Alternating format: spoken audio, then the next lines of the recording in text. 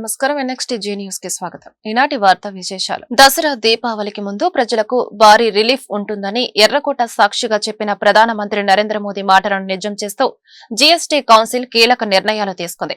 ఇప్పటి వరకున్న GST slabs ను ఎత్తేసి రెండింటిని తెరపైకి తీసుకొచ్చింది. అందులో ఒకటి 5%, రెండోది 18%, కొన్నిటిపై మొత్తం జీఎస్టీనే ఎత్తేసింది. సగటున ఓ కుటుంబానికి చూస్తే కనీసం 1500 నుంచి 2000 వరకు ఆదా అవుతుందనే అంచనాలున్నాయి. ఇంట్లో కిరాణా మొదలు వివిధ రకాల వస్తువులు కొనుగోలు విషయంలో మనకు బెనిఫిట్స్ ఎలా ఉండబోతున్నాయో చూడండి. నిత్యావసర వస్తువులపై 18% ఉన్న జీఎస్టీని 5%కి తగ్గించింది కేంద్రం. Hair oil, toothpaste, tooth బ్రష్లు, సబ్బులు, షేవింగ్ క్రీమ్ ధరలు భారీగా తగ్గనున్నాయి. వెన్న, నెయ్యి, మజ్జిగ, పాల ఉత్పత్తులు, ఫ్రీ ప్యాకేజ్డ్ నామ్కిన్, మిక్చర్, వంట సామాగ్రి, పాల సీసాలు 12 నుంచి 5%కి జీఎస్టీ తగ్గించింది కేంద్రం. Packaged chapati, roti, parotta, dry fruits and nuts, sea food, ice creams, fruit drinks కూడా 12 నుంచి 5%కి తగ్గనున్నాయి. బేకరీ ఉత్పత్తులు, paneer, chana, sauce and salads, jam and jellies, plant based milk, bhujia అన్నిటిపై 12% నుంచి 5% జీఎస్టీకి తగ్గాయి. వ్యవసాయ రంగానికి ఉపయోగించే వస్తువులపై 12 నుంచి 5%కి జీఎస్టీ తగ్గించింది కేంద్రం. ట్రాక్టర్ టైర్లు, విడి భాగాలు, బయోపెస్టిసైడ్స్, డ్రిప్ ఇరిగేషన్, స్ప్రింక్లర్లు, వ్యవసాయ పరికరాలు అన్ని 12 నుంచి 5%కి వచ్చాయి. వీటిపై కూడా రైతులకు భారీగా ఆదా అయ్యే అవకాశం ఉంది. పేదలు, మధ్యతరగతికి ఊరటనిచ్చేలా పన్ను స్లాబుల కుదింపునకు జీఎస్టీ కౌన్సిల్ పచ్చజెండా ఊపింది. వ్యక్తిగత బీమా, లైఫ్ ఇన్సూరెన్స్, హెల్త్ ఇన్సూరెన్స్ పై 18% జీఎస్టీ నుంచి 0కి తీసుకొచ్చారు. ఇకపై బీమా సదుపాయాలపై ఎటువంటి జీఎస్టీ అనేది ఉండదు. మెడికల్ ఆక్సిజన్, డయాగ్నోస్టిక్ కిట్లు, గ్లూకోమీటర్, కళ్లజోళ్లు లాంటి వాటిపై 12 నుంచి 5%కి జీఎస్టీ తగ్గించారు. దీనివల్ల హాస్పిటల్ బిల్లులు భారీగా ఆదా అయ్యే అవకాశం ఉంది. వాహన రంగంలో ఎలక్ట్రిక్ వాహనాలపై జీఎస్టీ 28 నుంచి 18%కి తగ్గించింది కేంద్రం. పెట్రోల్ హైబ్రిడ్ 1200 సీసీలోపు ఉన్న ఎల్పీజీ, సిఎన్జీ కార్లపై జీఎస్టీ 28 నుంచి 18%కి తగ్గనుంది. ఇక డీజిల్ 1200 సీసీలోపు ఉన్న డీజిల్ హైబ్రిడ్ కార్లు, ట్రైసైకిల్స్ కూడా 18%కి తగ్గుతాయి. 350 సీసీ వరకు ఉన్న బైక్లు, మినీ లారీలు, డీసీఎంలు, ట్రాలీ ఆటోలపై జీఎస్టీ 18%కి తగ్గనున్నాయి. ఎలక్ట్రానిక్స్ అండ్ గృహోపకరణాల విషయానికి వస్తే 32 అంగుళాలకు మించిన టీవీలు, ఏసీలు, కంప్యూటర్ మానిటర్లు, ప్రొజెక్టర్లు, డిష్ వాషింగ్ మిషన్లపై 28 నుంచి 18%కి జీఎస్టీ తగ్గింది. రాష్ట్రంలో జగనన్న ఇళ్ల నిర్మాణంలో భారీ కుంభకోణం జరిగిందని సర్వేపల్లి ఎమ్మెల్యే సోమిరెడ్డి చంద్రమోహన్ రెడ్డి ఆరోపించారు. ఒక్క జేఎన్ఆర్ కంపెనీకి 1318 కోట్ల రూపాయల విలువైన 73,250 ఇళ్లను ఎలాంటి ఒప్పందం లేకుండా ఇచ్చారన్నారు. వైసీపీ మాజీ ఎమ్మెల్యే సంస్థ రాక్ ట్రీట్ కంపెనీకి 907 కోట్ల విలువైన 50,319 ఇళ్లు ఇచ్చారన్నారు. రెండు కంపెనీలకు 2,225 కోట్ల విలువైన నిర్మాణాలు అప్పగించి ఇప్పటికే 1,200 కోట్లు చెల్లించారని వెల్లడించారు. కూటమి ప్రభుత్వం అధికారం చేపట్టాక కూడా 125 కోట్ల బిల్లులు చెల్లించారని తెలిపారు. హౌసింగ్ అధికారులు ఇతరుల పేరుతో ఈ బిల్లులు చెల్లిస్తూనే ఉన్నారని విమర్శించారు. ఎందుకు బోయిళ్ల జనార్దన్ రెడ్డి, నరేంద్ర రెడ్డికి ఈ క్వాలిటీ లేని ఇళ్ళు అని చెప్పేసి విజిలెన్స్ ఎంక్వైరీ జరుగుతూ ఉంటే ఒక పక్కన మళ్ళీ మీరు ఎందుకు పేమెంట్లు చేశారు? ఇప్పుడు బోయిళ్ల జనార్దన్ రెడ్డి, మీకు ఆశ్చర్యకరమైన విషయం ఏంటంటే మా గవర్నమెంట్ వచ్చిన తర్వాత 122 కోట్లు పే చేశాం. ఆశ్చర్యం ఏంటంటే మొన్న వినాయక చవితి ఆగస్టు 15వ తేదీ కూడా బిల్లులు చెల్లించారు. ఆగస్టు 15 వినాయక చవితి కూడా. సరే, బోయిళ్ల జనార్దన్ రెడ్డి 950 కోట్లు చెల్లించారు. మాజీ ఎమ్మెల్యేకి సంబంధించి 338 కోట్లు చెల్లించారు. బోయిళ్ల కంపెనీకి సిమెంట్ 110 కోట్లు క్యాష్, బోయిళ్ల జనార్దన్ రెడ్డి క్యాష్ 666 కోట్లు, స్టీల్ 152 కోట్లు, శాండ్ 18,58 లక్షలు, మొత్తం 954 కోట్లు. ఇప్పుడు ఈ గవర్నమెంట్ వచ్చిన తర్వాత కూడా 125 కోట్లు. జీఎస్టీలో సంస్కరణలు తీసుకురావడం శుభపరిణామమని ఆర్థిక మంత్రి పయ్యావుల కేశవ్ అన్నారు. జీఎస్టీ మార్పులకు టీడీపీ పూర్తి స్థాయిలో మద్దతు ఇచ్చిందన్నారు. నిన్నటి భేటీలో కొన్ని రాష్ట్రాల ఆర్థిక మంత్రులు వ్యతిరేకించిన నిర్మలా సీతారామన్ చొరవతో ఏకాభిప్రాయంతో నిర్ణయం తీసుకున్నామన్నారు. పేద మధ్యతరగతి ప్రజల ప్రయోజనాల దృష్ట్యా నిర్ణయం తీసుకున్నామన్నారు. మోడీ గారి నేతృత్వంలోని ఎన్డీఏ పార్టీ ఆగస్టు 15న ఈ దేశానికి ఒక దీపావళి కానుక ఇస్తుంది అని ఎర్రకోట సాక్షిగా ప్రకటించిన నేపథ్యంలో జీఎస్టీ 2 రిఫార్మ్స్ ని చేపట్టడం జరిగింది. ఎన్డీఏ కూటమిలో ప్రధాన పాత్రధారి అయినటువంటి తెలుగుదేశం పార్టీ గౌరవ అధినేత శ్రీ నారా చంద్రబాబు నాయుడు గారు బేషరతుగా వీటికి మద్దతు పలకడం జరిగింది. ఆయన ఇవి need of the hour.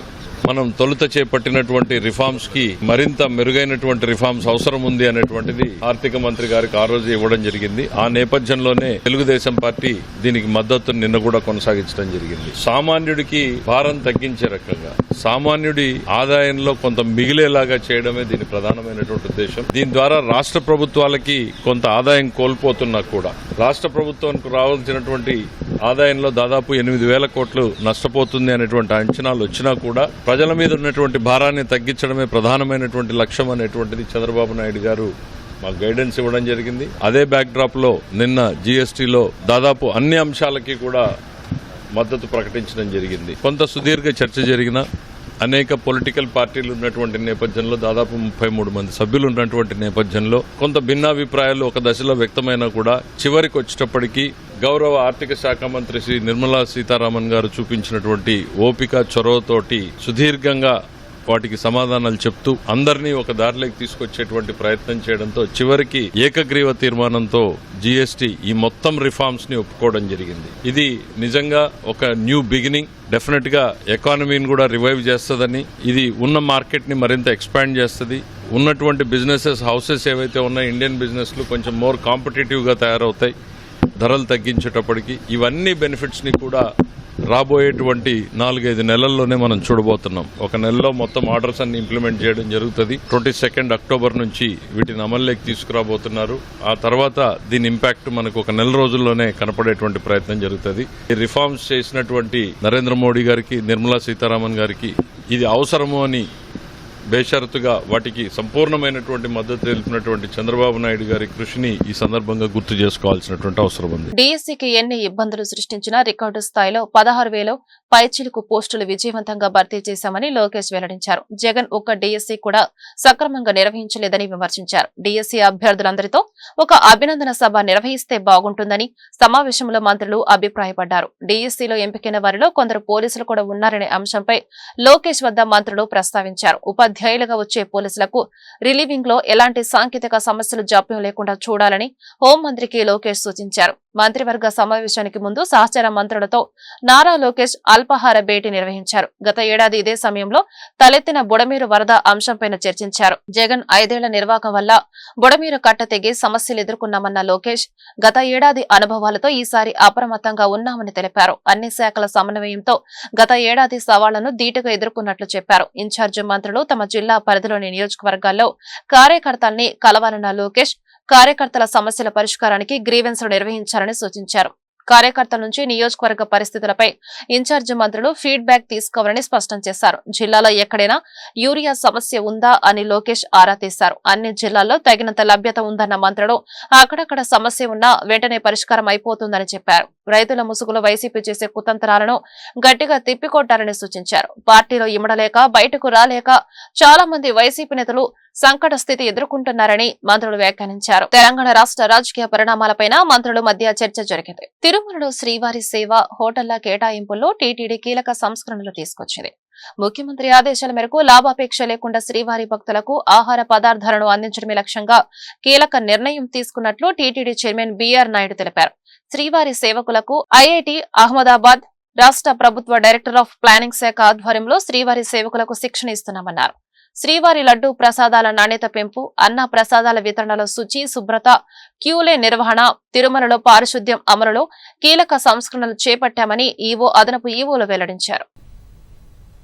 IIT Ahmedabad, తర్వాత director planning, government of Andhra Pradesh, ఈ కొన్ని డిపార్ట్మెంట్లు కలిసి ఈ శ్రీవారి సేవకులకి, అందులో సూపర్వైజర్లకు కానీ మిగిలిన వాళ్ళందరూ కూడా ట్రైనింగ్ ఇవ్వాలనే ఉద్దేశంతో ట్రైనింగ్ ప్రోగ్రాం చేపట్టాలనేది ఆలోచన చేస్తున్నాం. శ్రీవారి భక్తులకి మెరుగైన సేవలు ఎలా అందించాలి, ఏం చేయాలి, ఇంకా మెరుగైన సేవలు ఎలా ఇవ్వాలి అనే దాని మీద వాళ్ళకి 3 రోజులు 5 రోజులు ట్రైనింగ్ ఇచ్చి వాళ్ళని తర్వాత సేవలకి ఉపయోగించుకునే అవకాశం గురించి ఆలోచన చేస్తున్నాం. తిరుపతి అంటేనే, తిరుమల అంటేనే మంచి ఫుడ్ దొరుకుతుంది, ఇక్కడ మంచి క్యాంటీన్స్ ఉంటాయనే పెద్ద పెద్ద పేర్లు ఉన్నవి దొరికేవి. మధ్యలో అవన్నీ కూడా చాలా సంవత్సరాల నుంచి లేకుండా అయిపోయి అవన్నీ కూడా మళ్ళీ తీసుకురావడానికి మంచి బ్రాండ్స్ ఉన్నవి, మంచి పేరున్న రెస్టారెంట్స్ రావాలని ఈ పాలసీ వలన చాలా సక్సెస్ఫుల్గా ట్రాన్స్పరెంట్గా చేయడం జరిగింది. ఈ పేర్లు కూడా మీకు చెప్పడం జరుగుతుంది. మొత్తం 5 బిగ్ క్యాంటీన్స్, 5 జనతా క్యాంటీన్స్ వీటిల్లో సెలెక్ట్ చేయడం జరిగింది. బిగ్ క్యాంటీన్స్లో 29 ఫార్మ్స్ అప్లై చేయడం జరిగింది. దాంట్లో 6 ఫార్మ్స్ని షార్ట్ లిస్ట్ చేసి టెక్నికల్లీ క్వాలిఫైడ్ 29లో 6 క్వాలిఫై అయితే 6 లారీ పెడితే 5కి ఇచ్చాం. ఆల్ పర్ఫార్మెన్స్ ఇండికేటర్స్ 9 కూడా బ్రహ్మాండంగా ఉన్నాయి, ఎక్కడ కూడా నెగిటివ్ లేదు.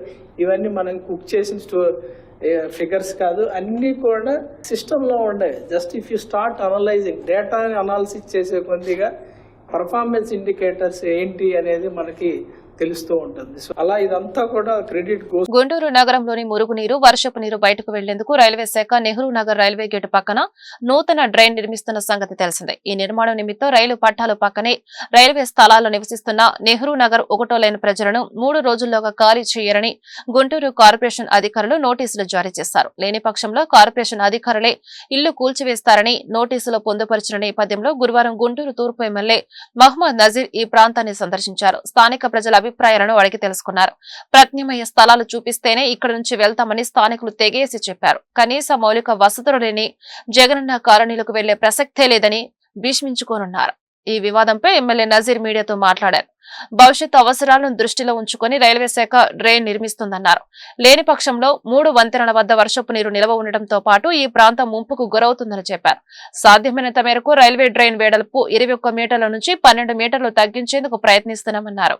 ఈ దిశగా రైల్వే ఇంజనీరింగ్ అధికారులతో చర్చించామన్నారు. ఇళ్లు కోల్పోయే వారికి స్థిర నివాసాలు ఏర్పాటు చేస్తామని భరోసా ఇచ్చారు. నగరంలోని మురికి నీరు ప్రవహించడానికి 3 వంతెనల దగ్గర 4 వంతెనలు చేయడంతో కొత్తగా రైల్వేస్ వాళ్ళు ఒక డ్రైన్ని ఏర్పాటు చేసేటువంటి కార్యక్రమాన్ని తీసుకోవడం జరిగింది.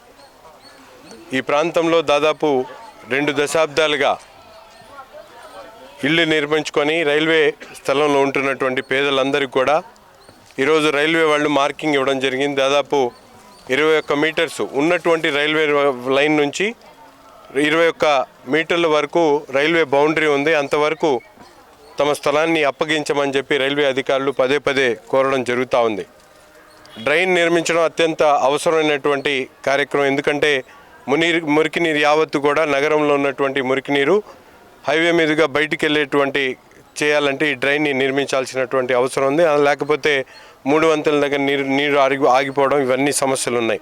ఎందుకని ఒక పక్కన డ్రైన్ నిర్మించడం అత్యంత ముఖ్యమైనటువంటి అంశంగా, రెండో పక్కన పేదవాళ్ళు ఇక్కడ నివసిస్తున్నటువంటి వాళ్ళకి గృహాలు లేకపోవడం, వాళ్ళందరూ ఇళ్ళు తీసేయడం అనేది చాలా బాధాకరం. తప్పకుండా దీని మీద దృష్టి సారించి వీళ్ళకి ఆల్టర్నేట్గా ఎక్కడైతే ఇల్లు ఇవ్వగలుగుతాం అనేటువంటి ఒక ఆలోచన, అలాగే సాధ్యమైనంత వరకు రైల్వే అధికారులను ఒప్పించి డ్రైన్ ఏర్పాటు చేయడానికి అతి తక్కువ స్థలం ఎంతవరకు అయితే వాళ్ళకి ఆ ఫీజిబిలిటీ ఉందో అంతవరకు తీసుకోమని చెప్పి కూడా వాళ్ళని అడగడం జరుగుతూ ఉంది. దీనికి రైల్వే అధికారులు, అలాగే మున్సిపల్ అధికారులు, అలాగే స్థానికంగా ఉన్నటువంటి కూటమి నాయకులు అందరూ కూడా కలిసి రైల్వే అధికారులతో, అలాగే ఇంజనీరింగ్ డిపార్ట్మెంట్ అందరితో రైల్వే కాంట్రాక్ట్స్ని తీసుకొని ఈరోజు పరిశీలించడం జరిగింది. తప్పకుండా పేద ప్రజల పక్షాన కూటమి ప్రభుత్వం ఎప్పుడుగా అందుబాటులో ఉంటాం. వారికి కావాల్సినటువంటి అన్ని సదుపాయాలతో పాటు వాళ్ళకి ఎక్కడ ఇబ్బంది కలిగించకుండా ఎటువంటి కార్యక్రమం తీసుకోవాలో ఆలోచించి నిర్ణయం తీసుకుంటామని చెప్పి ఈ సందర్భంగా తెలియజేస్తాను. అదే వాళ్ళు పాపం ఉంటున్నారు, 2 దశాబ్దాలు 3 దశాబ్దాల నుంచి ఇక్కడే వాళ్ళందరూ ఇల్లు నిర్మించుకొని ఉంటూ ఉన్నారు. డ్రైన్ కూడా అత్యంత అవసరమైనటువంటి అంశం. ఎందుకంటే రేపొద్దున గుంటూరు నగరంలో వర్షపు నీరు కానీ, డ్రైనేజ్ నీళ్ళు కానీ, ఎక్కువ నీళ్ళు వచ్చినప్పుడు ఈ ప్రాంతం కూడా మునిగిపోతూ ఉంటుంది. అటువంటి చోట ఎక్కువ రోజులు ఉండడం కూడా ప్రమాదకరమైనటువంటి అంశంగా, వీళ్ళకి స్థిరంగా ఉండేటువంటి విధంగా ఎక్కడ అలాట్మెంట్ ఇవ్వగలుగుతాం, వాళ్ళు ఎక్కడ ఇబ్బంది లేకుండా బ్రతకాలనేటువంటి ఆలోచనతో ఇంటింటికి తిరిగి వారి కష్టాలను, వాళ్ళ ఆలోచనలను తీసుకొని తప్పకుండా వారికి ఉపయోగపడేటువంటి విధంగా నగర అభివృద్ధికి సహకరించాలని చెప్పి కోరుకుంటూ, వాళ్ళు కూడా తప్పకుండా వారికి కావాల్సినటువంటి ఇల్లు కేటాయిస్తే తప్పకుండా వాళ్ళు కూడా సహకరిస్తామని చెప్పి చెప్పడం సంతోషం. తప్పకుండా చేస్తాం. 1వ లైన్ ఎక్స్టెన్షన్లో ఉన్నటువంటి మోతీలాల్ నగరు, ఈ రైల్వే ట్రాక్కి ఒకటో లైన్కి మధ్యలో సుమారు 30 సంవత్సరాల నుంచి కడు పేదవారు నివాసం ఉంటున్న అంశం జగమెరిగిన సత్యం. ఈ రోజున నూతన అభివృద్ధి 3 వంతెలని 4 వంతెలుగా నిర్మించినప్పుడు ఆ ప్రాంతం నుంచి వర్షపు నీరు కానీ మురుగునీరు కానీ పారుదల కోసం రైల్వే వారు మున్సిపల్ కార్పొరేషన్ వారు నూతనంగా ఒక కాలువ నిర్మిస్తూ ఉన్నారు.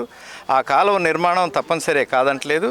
ఆ నిర్మాణం వలన రెక్కాడితే కానీ డొక్కాడిన పేదలు ఉన్నటువంటి ప్రాంతంలో సుమారు ఒక 90-95 ఇళ్ళు వారు నిర్వాసితులు కాబోతున్న పరిస్థితిని తెలుసుకున్నటువంటి గుంటూరు తూర్పు శాసనసభ్యులు నజీర్ అహ్మద్ గారు, కూటమి పెద్దలు అందరూ కూడా ఈరోజు వచ్చి రైల్వే అధికారులతో మున్సిపల్ అధికారులతో మాట్లాడుతూ ఉన్నారు. ఈ మాట్లాడిన దానిలో సారాంశం ఏంటంటే ఎక్కువ స్థలం పోకుండా రైల్వే ట్రాక్ దగ్గర నుంచి ఎక్కువ స్థలం పోకుండా వీలైనంత తక్కువ, వాళ్ళు అడుగుతోంది 21 మీటర్లు, ఆ 21 మీటర్లు కాకుండా 12 మీటర్లలోనే క్లోజ్ అవడం కోసం ఎమ్మెల్యే గారు ప్రయత్నం చేస్తూ ఉన్నారు.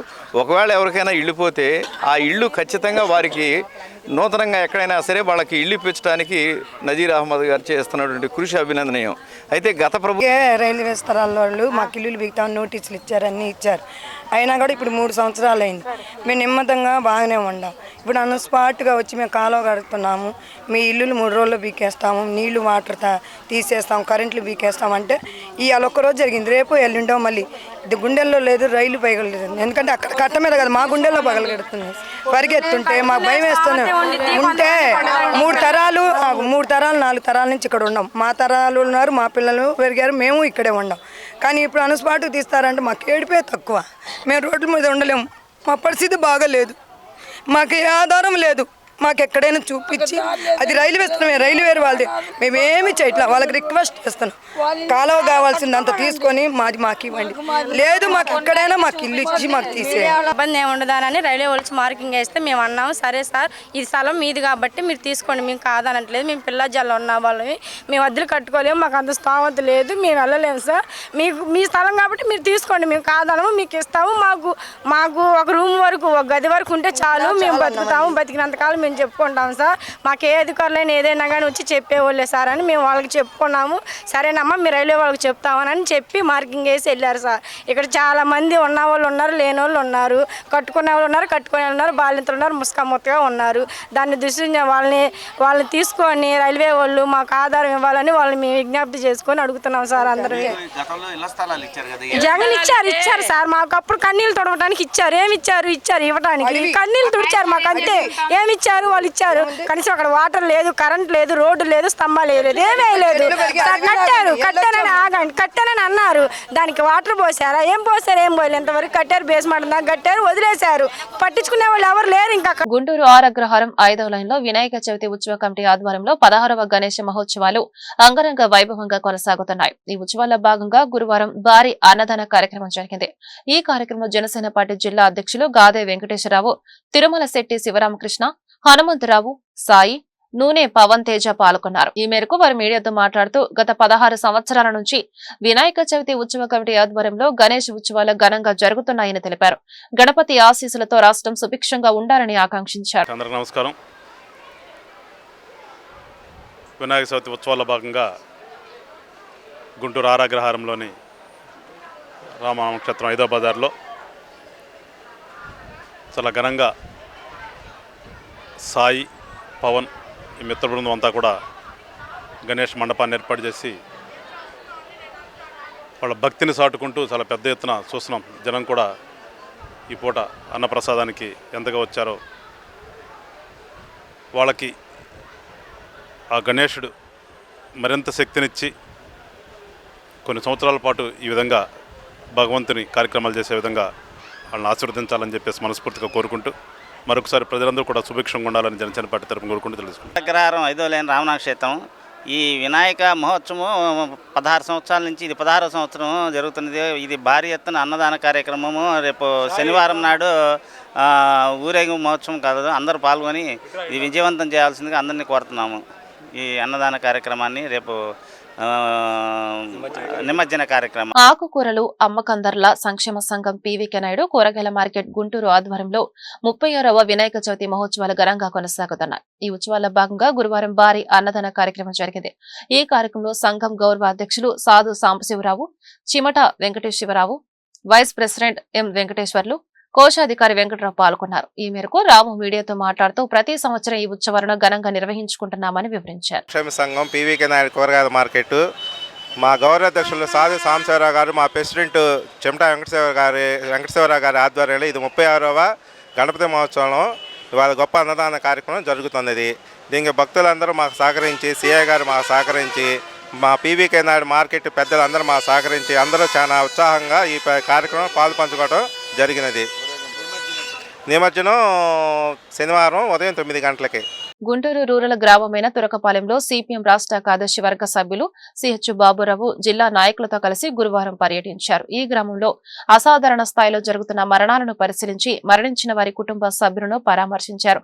ఈ సందర్భంగా సిహెచ్ బాబురావు మీడియాతో మాట్లాడుతూ తురకపాలెం గ్రామంలో కొనసాగుతున్న మరణ మృదంగంపై పలు అనుమానాలు వ్యక్తం చేశారు.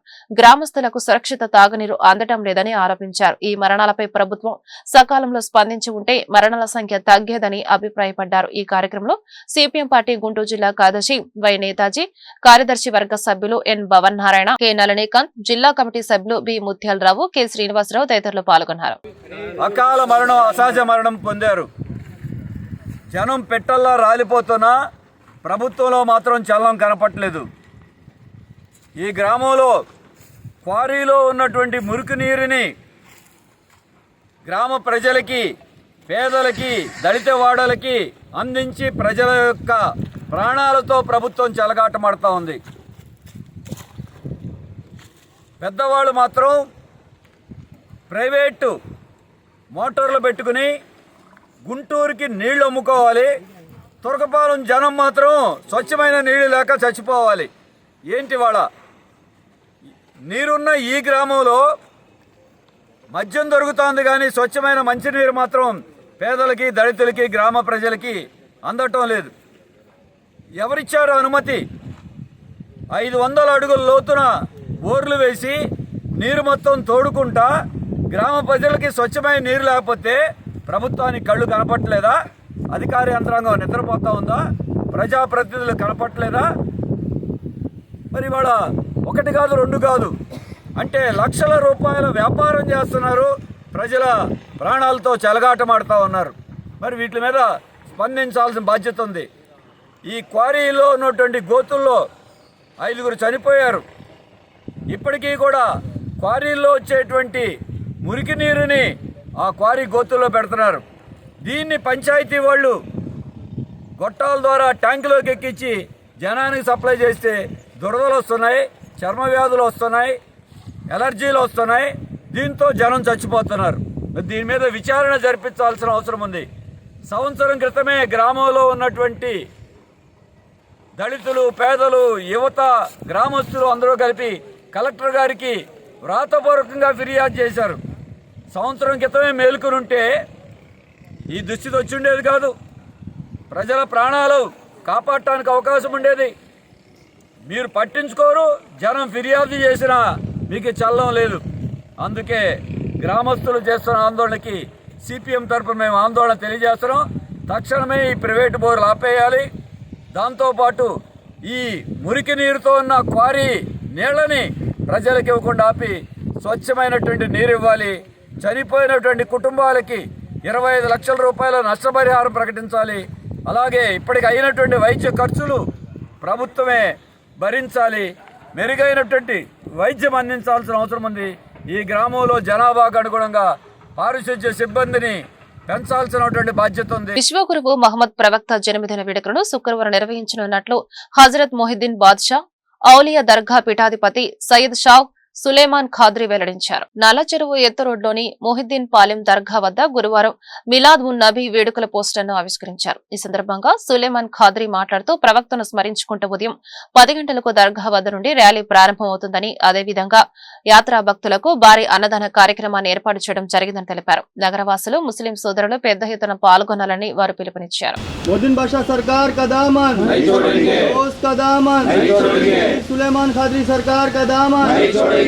सुलेमान खादरी का दामन, शहजादे गौसे आजम जिंदाबाद, शहजादे मौलाना मुहम्मदिन वाला आले सय्यदना मौलाना मुहम्मदिन व बारिक वसल्लम व सलातु व सलाम अलैका या सय्यदी या हबीबी व सलातु व सलाम अलैका या रसूल अल्लाह.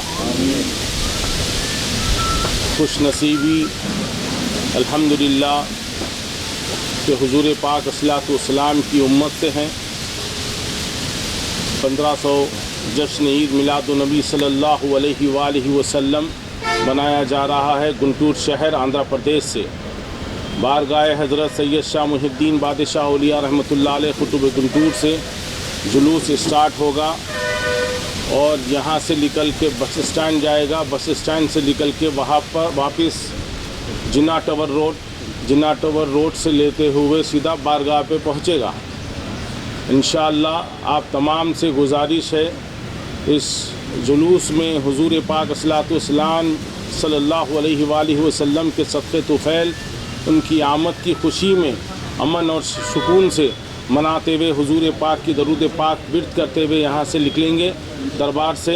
फिर वापस जो है दरबार तक पास ही आएंगे। बाद जो है जुम्मे की नमाज़ रहेगी, जुम्मे की नमाज में जो है सब शिरकत करेंगे इंशाअल्लाहुल अज़ीम। हम इतने खुशनसीब हैं कि हम हुजूर पाक अस्सलाम की आल में से औलाद में से हैं। अल्हम्दुलिल्लाह हुजूर गौस पाक इमाम हसन इमाम हुसैन सरकार की आल में से हैं। ఈ వార్తలు ఇంతటితో సమాప్తం. నమస్కారం.